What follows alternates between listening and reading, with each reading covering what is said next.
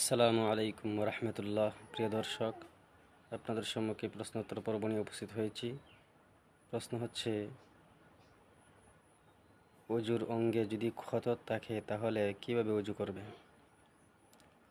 এর উত্তর হচ্ছে, অজুর অঙ্গ যদি ক্ষত থাকে তাহলে ক্ষত স্থান ধৌত করা যদি সম্ভব হয় তাহলে ধৌত করবে। যদি ধৌত না করা হয়, ডাক্তারে যদি বলে ধৌত করলে অসুবিধা হবে, রোগ বেড়ে যাবে, তাহলে ধৌত না করে শুধু ওই জায়গাটা মাসেহ করে ফেলবে। মাসেহ করলেও যদি সমস্যা বলে তাহলে মাসেহও করবে না, এমনিতেই অজু হয়ে যাবে।